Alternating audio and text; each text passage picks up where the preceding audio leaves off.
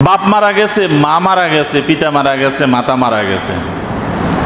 দুনিয়ার থেকে চলে যাওয়ার পরে নতুবা আত্মীয় স্বজন, তার ভাই বেড়াদার কোনো ব্যক্তি মারা গেল, ওই ব্যক্তি যখন অনুষ্ঠান করে তার ভিতরে চিন্তাধারা থাকে যে সমাজের মানুষ অনুষ্ঠান করে, যদি একটা অনুষ্ঠান যদি আমি না করি তাহলে সমাজের মানুষ কি মনে করবে।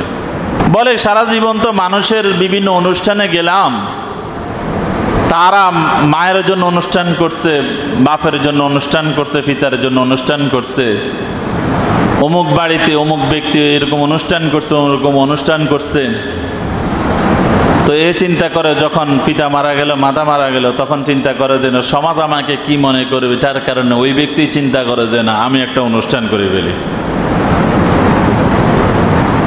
এই যে সমাজ কি মনে করবে এই মনে করি যখন, তো বালতো সিরুন আল হায়াত দুনিয়া, আল্লাহ তাআলা বলছেন যে তোমরা বরংস কি করতেছ, আখিরাতের তুলনায় তোমরা দুনিয়াটাকে প্রাধান্য দিতেছ। এখন আমি যদি সেই চিন্তাধারা নাই করতাম, এখন মানুষ চিন্তা করে, আমি দেখবেন যে অনেক মানুষ জীবিত থাকাকালীন মানে নেকি কি হবে, কিভাবে হবে, কোন পদ্ধতি হবে, সব কোন পদ্ধতি হবে ওইভাবে না করে ওই ব্যক্তি মরার আগে কিছু টাকা পয়সা নিজে রেখে যায়।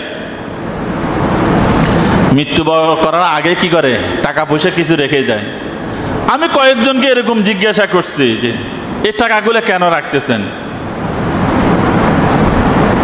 অনেক ব্যক্তি বলছিল যে এই টাকাগুলো এই কারণে রাখতেছি, যদি আমি মৃত্যুবরণ করি তাহলে তো একটা জায়বতীখানা দিতে হবে। এই যে টাকাটা আপনি রাখছেন, জায়বতীখানা দিতে হবে, আপনি মরার পরে একটা খানা দিতে হবে, এটার জন্য আপনি টাকাটা রেখে যাইতেছেন। এবং অনেক ব্যক্তি তার সন্তানাদিদেরকে ওসিয়ত করে যায় যে আমি মারা যাওয়ার পরে জায়বতীখানা দিবা, কিন্তু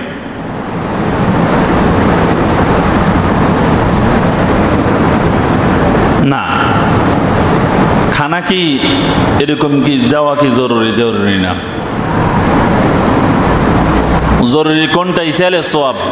আমরা জীবদ্দশায় আমাদের ইসালের সওয়াবটা কিভাবে যাবে সেটাই আমরা জানি না। তো জীবদ্দশায় যদি আমরা নাই বুঝি, তো মৃত্যুবরণ করার পরে আমার কিভাবে ইসালের সওয়াব বুঝবে? যে টাকাগুলো আমি রেখে যাচ্ছি, ওই টাকাগুলো যদি আমি সদকায়ে জারিয়া হিসেবে আমার ইসালে সওয়াব পুষতে থাকবে, সে পদ্ধতিতেও আছে। গরিব দুঃখীদের মাঝে কারো ঘর নাই, বাড়ি নাই, কেউ খাইতে পাই না, তাকে ঘরের ব্যবস্থা করে দেওয়া, তাকে একটা যে কোনো ইনকামের একটা ব্যবস্থা করে দেওয়া, মসজিদ মাদ্রাসা এগুলোকে দান করে দেওয়া, মসজিদের মধ্যে দান করা, মাদ্রাসায় দ্বীনি প্রতিষ্ঠানগুলোতে দান করে দেওয়া, শিক্ষা প্রতিষ্ঠানগুলোতে দান করে দেওয়া।